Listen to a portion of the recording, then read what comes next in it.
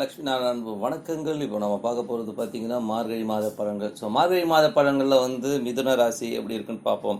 So மிதுன ராசியில் வந்து பார்த்தீங்கன்னா உங்களது ராசி அதிபதி 7ல் இருக்காருங்க. ஸோ உங்களுக்கு வந்து 1, 4ஆம் அதிபதி 7ல் இருக்கிறது நல்ல லாபங்கள், நல்ல வெற்றிக்கான விஷயங்கள் நடக்கும். பட் இருந்தாலும் பாதகஸ்தானங்கள் ஒரு 10% ஸ்ட்ரகிள் இருக்கும், அவ்வளோதான், வேற ஒன்றும் கிடையாது. பாதகஸ்தானங்கிறது வந்து அந்த ஸ்ட்ரகிளை கண்டிப்பாக கொடுக்குங்க. கூடவே சூரியன் இருக்கார் 3ஆம் அதிபதி. எங்கன்னா கம்யூனிகேஷன், ஏதாவது வந்து நம்ம வாக்கு கொடுக்கும்போது ஏதாவது ஜாலியாக வந்து பேசுகிறோம், அப்படி வாக்கு ஏதாவது திருமணம் பேசும்போது கூட பார்த்தீங்கன்னா மாப்பிள்ளை நல்லா இருக்காரு, 25 பவுன் போட்டுருவோம் அப்படின்னு சொல்லிட்டு போட்டுருவோம். பட் ஆனால் நம்ம தகுதி வந்து ஒரு 10 12 பவுன் தான் இருக்கும். பட் அந்த மாதிரி சொல்லி மாட்டிக்காதீங்க. அந்த மாதிரி சூழல் ஏற்படுவதற்கான வாய்ப்பு இருக்குன்னா கொஞ்சம் ஜாகிரதையாக இருந்துக்கோங்க.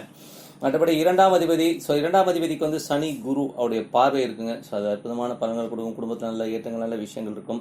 அது 8ஆம் அதிபதியோடைய பார்வை இருக்குன்னா திடீர் லாபங்கள் கிடைச்சாலும் வந்து சின்ன சின்ன சலசலப்புகளையும் உண்டாக்கும். காரணம் என்னன்னா அது வந்து உங்களுக்கு வந்து 10ஆம் அதிபதியாக வரனால வந்து கொஞ்சம் அதீதமான லாபங்கள், பெரிய பெரிய லாபங்களை நோக்கி போவீங்க. ஸோ அதில் வந்து சின்ன கம்மியாகும் போது கொஞ்சம் ஸ்ட்ரகிள் இருக்கும். அது 8ல் இருக்கும்போது பார்த்தீங்கன்னா குரு சனிங்கும் போது கொஞ்சம் பார்த்து நடந்துக்கணும். பிள்ளைகள்ட்டையும் சரி, மற்றபடி தொழில் சார்ந்த விஷயம் ரொம்ப கவனமாக இருக்கணும் இன்வெஸ்ட்மெண்ட் பர்பஸில். ஏன்னா 8ங்கிறது வந்து பேராசை தூண்டும். எங்கள் ஜிகே அவர்கள் அடிக்கடி சொல்லுவாருங்க, 8 வேலை செய்யறதுனாலே வேண்டாத ஆசையெல்லாம் தூண்டி விட்டுரும் அப்படின்னு. ஸோ அந்த மாதிரி தூண்டி விட்டு ஏடாவிட மாட்டிக்கிறது தான். ஸோ அந்த மாதிரி விஷயங்கள் நடப்பதற்கான வாய்ப்பு இருக்குன்னா கொஞ்சம் பேராசையை வந்து நீங்கள் வந்து தவிர்த்துட்டிங்கனாலே அற்புதமான பலன்கள் இருக்கும். மற்றபடி வந்து பார்த்தீங்கன்னா உங்களுக்கு வந்து 3ஆம் அதிபதி, ஸோ 3ஆம் அதிபதி சூரியன் வந்து 7ல் இருக்காருங்க. ஸோ 3, 7 நல்ல கம்யூனிகேஷன், நல்ல சந்தோஷங்கள் எல்லாமே இருக்கும். கூடவே புதன் இருக்கும்போது சூரியன் புதன் எல்லாமே இருக்கும்போது 3ஆம் அதிபதி அந்த 7ல் இருக்கிறது 4ஆம் அதிபதியாக இருக்கிறனால வந்து வீடு விற்கிறது, வாங்குறது, இந்த மாதிரி விஷயங்கள், இந்த இடர்பாடுகள் நீங்கள் நல்ல விஷயங்கள் இருக்கும். பட் இருந்தாலும் அதுலேயும் ஒரு 10% கம்மியாகும். 10-15% கொஞ்சம் இடர்பாடு. காரணம்னா அது பாதகஸ்தானம் போது அந்த ஒரு விஷயத்தை காட்டாமல் விடாது. அது இளைய சகோதர சார்ந்த விஷயங்களையும் வந்து கொஞ்சம் ஜாகிரதையாக இருந்துக்கிறது ரொம்ப ரொம்ப ரொம்ப நல்லது. மற்றபடி வந்து வீடு சம்பந்தமான விஷயங்கள், ஸோ வீடு சம்பந்தமான விஷயங்கள் நல்ல ஏற்றத்தை தரும். ஒரு வண்டி வாங்குறது, வாகனம் வாங்குறதுலாம் ரொம்ப சிறப்பாக இருக்கும். எல்லாமே நல்லா இருக்குங்க. பட் என்னன்னா 3ஆம் அதிபதி சம்மந்தப்படல விற்கிறது வந்து ரொம்ப ஈஸியாக இருக்கும். ரொம்ப நாள் விற்கலைன்னா கண்டிப்பாக விற்றுறதுக்கான வாய்ப்பு நல்லாவே இருக்குது. ஓகேங்களா? ஸோ நல்ல ரேட் கிடைக்கும், விற்றுருங்க. மற்றபடி குழந்தைகள் சம்மந்தமான விஷயங்கள், ஸோ 5ஆம் அதிபதி 6ல் இருக்கும்போது நல்ல மாற்றங்கள் இருக்கும். நல்ல வெற்றிக்கான விஷயங்கள் அற்புதமாக இருக்குது. குழந்தைகள் நல்லா படிப்பாங்க, அவங்களுடைய வளர்ச்சியெல்லாம் ரொம்ப நல்லா இருக்கும். இந்த 10th 12th ஸ்டாண்டர்ட் படிக்கிற பசங்களாம் ரொம்ப முனைப்போட இறங்கினாங்கன்னா கண்டிப்பாக வெற்றி உறுதி. அதனால் வந்து பெரிய லெவலில் முன்னேறுங்க. அது மட்டும் இல்லாமல் 6, ஸோ 6ஆம் வீட்டில் வந்து பார்த்தீங்கன்னா உங்களுக்கு வந்து என்ன கிரகம் இருக்குன்னா 6ஆம் வீட்டில் வந்து உங்களுக்கு கேது இருக்காரு. அது மட்டும் இல்லை சுக்கிரன் இருக்காங்க. ஸோ சுக்கிரன் கேது வந்து 6ல் இருக்கும்போது வேலை செய்கிற இடத்துல வந்து பெண்கள் கிட்ட கொஞ்சம் உஷாராக இருந்துக்கிறது ரொம்ப ரொம்ப நல்லது.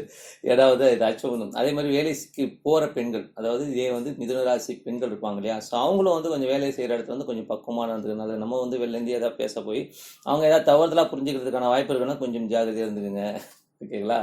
7, ஸோ 7ஆம் அதிபதியான ஒரு இடத்துல வந்து பார்த்தீங்கன்னா சூரியன் இருக்கார். அவர் வந்து 3ஆம் அதிபதியாக வரார். ஸோ 3, 7 நல்ல கம்யூனிகேஷன், நல்ல ஸ்கில்டு, நல்ல ஒரு விஷயங்கள்லாம் அற்புதமாக இருக்கும். கூடவே வந்து பார்த்தீங்கன்னா 4ஆம் அதிபதி சேரும்போது அந்த 3, 4 வந்து பார்த்தீங்கன்னா சொத்துக்கள் விற்கிறதுக்கு, சொத்துக்கள் அதை விற்று வாங்குறது, இந்த மாதிரி விஷயங்கள்லாம் வந்து முனைப்பாக செயல்பட்டீங்கன்னா கண்டிப்பாக முடிகிறதுக்கான வாய்ப்புலாம் இந்த மாதத்தில் இருக்குங்க. மற்றபடி உங்களுக்கு வந்து 8ல் வந்து சனி குரு. ஸோ 8ல் வந்து சனி குரு இருக்கும்போது பார்த்தீங்கன்னா கொஞ்சம் பார்த்து நடந்துக்கணுங்க. ஸோ 8ல் வந்து சனி குரு இருக்கும்போது தொழில் சார்ந்த விஷயங்கள் வந்து ரொம்ப கவனம் தேவை. ஸோ அது வந்து பார்த்தீங்கன்னா கொஞ்சம் வந்து அலர்ட்டாக இருந்துக்கிறது ரொம்ப ரொம்ப முக்கியம். ஏன்னா வந்து கொஞ்சம் காரணம் தப்புனாலும் மரணங்கிற கதை தான். அதனால் வந்து இன்வெஸ்ட்மெண்ட் பர்பஸ்லாம் வந்து கொஞ்சம் ஜாகிரதையாக இருந்துக்கோங்க. ஏன்னா நிறைய பேராசைகளை தூண்டி விட்டோம், அதுதான் விஷயம். ஸோ அந்த பேராசைகள்லேருந்து கொஞ்சம் வெளியில் வரணும். கொஞ்சம் பார்த்து பொறுமையாக நடந்துக்கிறது ரொம்ப ரொம்ப ரொம்ப ரொம்ப நல்லதுங்க. அது மட்டும் இல்லாமல் பார்த்தீங்கன்னா உங்களுக்கு வந்து அவர் வந்து 7ஆம் அதிபதியாக வந்து அது 8ல் இருக்கும்போது பார்த்தீங்கன்னா கணவன் மனைவி நடுவில் வந்து பொருளாதார ரீதியிலும் தொழில் ரீதியான விஷயங்களிலும் நிறைய அந்த ஒரு டிஃப்ரென்ஸ் ஆஃப் ஒப்பீனியன் நிறைய வரும். ஸோ அந்த விஷயங்கள் வந்து கொஞ்சம் ஜாகிரதையாக இருந்துக்கிறது ரொம்ப ரொம்ப நல்லதுங்க. அதுக்கப்புறம் பார்த்தோம்னா 9, ஸோ 9ஆம் அதிபதி 8ல் இருக்கும்போது அப்பாவுக்கும் உங்களுக்கும் நிறைய கருத்து வேறுபாடு வரும். ஸோ அதையும் வந்து கொஞ்சம் ஜாகிரதையாக பார்த்துங்க. அப்பா கிட்ட வந்து கொஞ்சம் விட்டு கொடுத்து போங்க. கொஞ்சம் லாங் டேர்ம் கிரகங்கள்லாம் அங்கே வரும்போது கொஞ்சம் அந்த மாதிரி தான் இருக்கும். லாங் டேர்மில் நம்ம தான் வந்து கொஞ்சம் விட்டு கொடுத்து போனோம்னா எல்லாமே அற்புதமாக இருக்குங்க. தொழில் சார்ந்த விஷயம் 10ஆம் அதிபதி 11ல் இருக்கு, ரொம்ப நல்ல லாபங்கள் கொடுக்கும், நல்ல வெற்றிக்கான விஷயங்கள்லாம் இருக்கும். பட் இருந்தாலும் 10ஆம் அதிபதி 8ல் இருக்கனால கொஞ்சம் வந்து ஃபினான்ஷியல் சைட்லலாம் வந்து கொஞ்சம் ஜாகிரதையாக இருங்க. பிப்ரவரிக்கு மேலே நல்ல மாற்றங்கள் இருக்குது. திடீர் வருமானங்கள், வர வேண்டிய காசு, பிளாக் ஆன காசுலாம் வந்து வந்து வர்றதுக்கான வாய்ப்பெல்லாம் ரொம்ப சிறப்பாக இருக்குங்க. 11ல் வந்து பார்த்தீங்கன்னா உங்களுக்கு வந்து செவ்வாய் ஆட்சியாக இருக்காருங்க. ஸோ அது வந்து ரொம்ப அற்புதமான விஷயங்களாக இருக்குது. அது மட்டும் இல்லாமல் வேலையில் செய்கிறவங்களுக்கு வந்து நல்ல வருமானம் கிடைக்கும். வேறு வேலை உத்தியோக உயர்வு கிடைப்பதற்கான வாய்ப்பெல்லாம் இருக்குது. பட் இருந்தாலும் கூடவே வந்து அங்கே கேதுங்கிற பாகம் இருக்கிறதால கொஞ்சம் தடைகள் ஏற்பட்டு கொஞ்சம் பெயின் கொடுத்து அந்த விஷயங்கள் கிடைக்கும். அவ்வளோதான், வேறு ஒன்றும் கிடையாது. மற்றபடி இந்த மாதம் எல்லாமே அற்புதமாக இருக்கும். மற்றபடி உங்களுக்கு வந்து 12ல் ராகு இருக்கார். 12ல் ராகு வந்து 11ஆம் ஸ்தானத்தில் வந்து இன்னொரு 2 மாதங்கள் போகிறதுனால நல்ல லாபங்கள் நல்ல வெற்றிக்கான விஷயங்கள்லாம் இருக்கும். அதனால் வந்து கொஞ்சம் வேலை செய்கிறவங்க வந்து நல்லா அலர்ட்டாக நல்லா பெரிய லெவலில் வந்து முயற்சி பண்ணிங்கன்னா நல்ல வெற்றிக்கான விஷயங்களாக இருக்கும். கடன் கேட்ட இடத்துல கண்டிப்பாக கிடைக்குங்க. மற்றபடி வந்து பார்த்திங்கன்னா நீங்கள் வணங்க வேண்டிய தெய்வம் வந்து பெருமாள். காலையில் எழுந்து ப்ரஷ் பண்ணிவிட்டு ஃபேஸ் வாஷ் பண்ணிட்டு அமைதியாக ஒரு இடத்துல உட்காந்து ஓம் நமோ நாராயணா ஓம் நமோ நாராயணான்னு சொல்லிட்டு வணங்குங்கள். அற்புதமான பலன்கள் கண்டிப்பாக இருக்குங்க. நம்பிக்கையோட நம்ம வந்து இந்த பிரார்த்தனையை வந்து தெளிவாக ஒரு நம்பிக்கையோட இறைவன் மேலே வச்சு பண்ணும்போதே அற்புதமான பலன்கள் கிடைக்குங்க. சில பேர் வந்து 1 நாள் 2 நாள் பண்ணிட்டு தான் அப்படின்னு விட்டு போயிடுவீங்க. அப்படிலாம் கிடையாதுங்க. அமைதியாக ஒரு இடத்துல வந்து ஒரு 5 நிமிஷம் நீங்கள் வந்து ஓம் நமோ நாராயணன் சொல்லி பாருங்கள். உங்களது வெற்றி வந்து உங்களோட உள்ள ஒருத்தர் வந்து ட்ராவல் பண்ணுறதை கண்டிப்பாக உணர முடியும்னு சொல்லிட்டு உங்களது விடைபெறுவது உங்கள் லக்ஷ்மி நாராயணன்.